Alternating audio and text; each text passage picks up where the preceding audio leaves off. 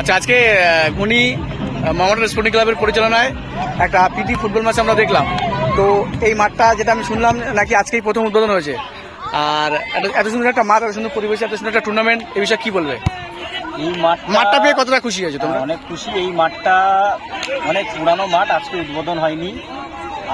আমাদের বাপদাদার আমলের এই মাঠটা নবরূপে সজ্জিত হয়েছে। আচ্ছা, এই মাঠটা নবরূপে সজ্জিত হওয়ার পিছনে যার অবদান আছে আমাদের সাংসদ ডাক্তার কাকলিগঞ্জ দস্তিদার, আমাদের বিধায়ক চ্যাটার্জি এবং আমাদের জেলা পরিষদের সদস্য মোহাম্মদ আফতাবউদ্দিন মহাশয়। তিনজনের সুপারিশে ভিক্ষুর আর্থিক সাহায্যার্থে এই মাঠটা গড়ে উঠেছে।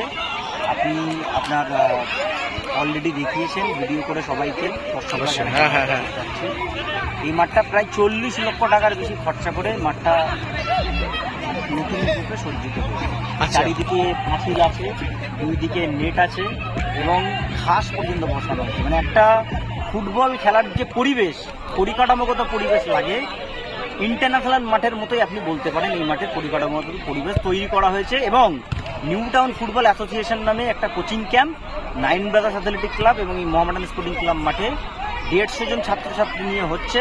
কোচ হচ্ছে বিভাস ঘোষ এবং হোসেন মুস্তাফি, তারা ইন্ডিয়ান দলের প্রাক্তন খেলোয়াড়।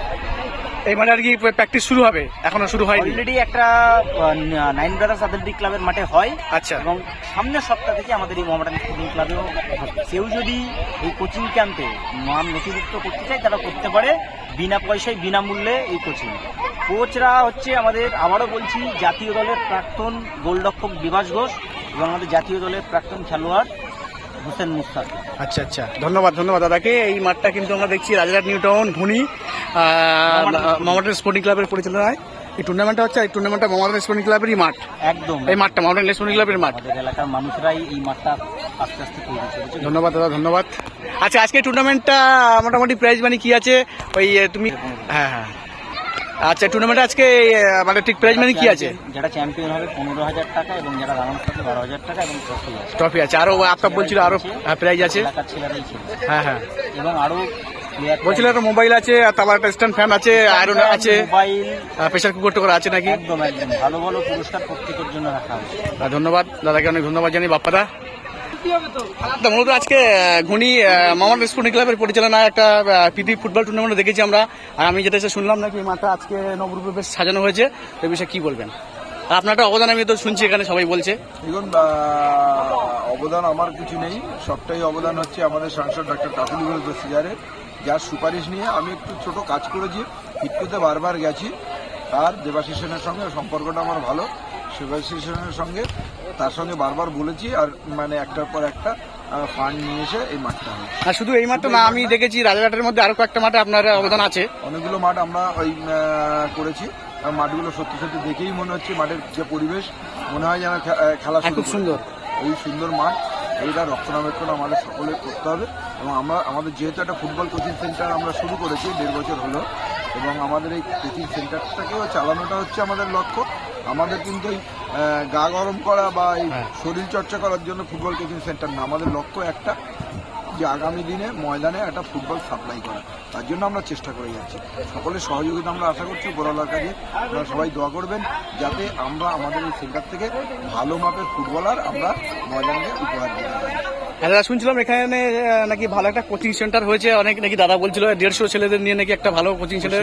আর কারা করাচ্ছে একটু যদি বলেন খুব ভালো হয়। আমাদের এই ফুটবল কোচিং সেন্টারটা মোটামুটি বছর 1.5 বয়স হয়েছে। আচ্ছা, এবং এখানে আমাদের এই শুধু আমাদের পাড়ার ছেলেরা প্র্যাকটিস করছে না, এটা যাত্রাগাছি, হাতিয়াড়া, রাজারহাট, নইপুকুর, ভাঙড় থেকেও কিছু ছেলে এখানে প্র্যাকটিসে। আচ্ছা, এবং আশপাশে বিভিন্ন গ্রাম থেকে আমাদের এই মাঠে প্র্যাকটিসের জন্য বাচ্চারা আসছে। ভালো প্র্যাকটিস হচ্ছে এখানে। বিভাস ঘোষের মতন দিকপাল ফুটবলার, তার সে আমাদের গোলকিপার কোচ এখানে হিসেবে কাজ করছে। হোসেন মুস্তাফির মতন একটা অত বড় মাপের ফুটবলার, ইন্ডিয়ান ফুটবলার, সে আমাদের কোচ হিসাবে তাকে নিয়োগ করা হয়েছে। সে আমাদের এই সেন্টারে কাটছে। ওইদুল ইসলামের মতন বড় মাপের ফুটবলার, সে আমাদের কোচিং। এবং আরও 3 জন আছে আমাদের কোচিং স্টাফ। 6 জনকে রেখে আমরা এই কোচিং সেন্টারটা চালাচ্ছি। খুব ভালোভাবে সেন্টার চলছে। এবং এই 1.5 বছরেই যারা বল মারতে পারতো না, বল নিয়ে রিসিভ করতে পারতো না, তারা আজকে আমি তাদের খেলা দেখলাম ফার্স্ট হাফে, এবং তাদের খেলা দেখে আমি সত্যি মোহিত। এবং আমার দৃঢ় বিশ্বাস, নিশ্চিত বিশ্বাস যে ওরা ময়দানে ফুটবলার হবেই হবে। শুধু আমাদের কিছু সহযোগিতা থাকতে হবে, যে তাদেরকে এই আর 5টা বছর তাদের পিছনে আমাদের সময় দিতে হবে, আর তাদের বাবা মাকেও একটু চেষ্টা করতে হবে সে যেন বিগড়ে না যায়, আর যেন ক্ষেপের মাঠে খেলতে না যায়। এটাই হচ্ছে আমাদের লক্ষ্য, এটা আমাদেরকে দেখতে হবে, তাহলে নিশ্চিতভাবে আমাদের এখান থেকে ভালো ফুটবলার তৈরি হবে। ধন্যবাদ দাদা। আরেকটা বক্তব্য মানে প্রশ্ন না করলে নয়, মানে করতে ইচ্ছে হচ্ছে না, তাও বলি একটু পার্টির দিকে যাই। এখন তো আমরা বারবার শুনছি প্রধানমন্ত্রী বলছে আপকি বার 400 বার, কি বলবেন? ফেরিওয়ালা যখন বাজারে কোনো প্রোডাক্ট বিক্রি করে, সে মার্কেটে 400 টাকা 400 টাকা 400 টাকা বলে, আর যারা কেনে তারা কি করে, তারা 100 টাকা দিয়ে শুরু করে, তো 100 টাকা 100 টাকা। এবারে ফেরিওয়ালা তখন বলে আর একটু মানে কমায়, আর যে কেনে সে একটু বাড়ায়। তো ওই কমানো আর বাড়ানোর মধ্যে গিয়ে শেষে সেটেলমেন্ট হয় কোথায়, কেউ 125, 130, 150, 150 এরকম গিয়ে আটকায়। তো ওই ও 400 বলেছে, ও হলো ফেরিওয়ালা, আর দেশের মানুষ হচ্ছে খরিদ্দার। তো এই খরিদ্দাররা ঠিক করে রেখেছে 150-র বেশি এই প্রোডাক্ট নেওয়া যাবে না। একটা অসভ্য বর্বর ইতর সরকার, এই সরকারকে 150-র গন্ডি টপকাতে দেবে না দেশের জনগণ।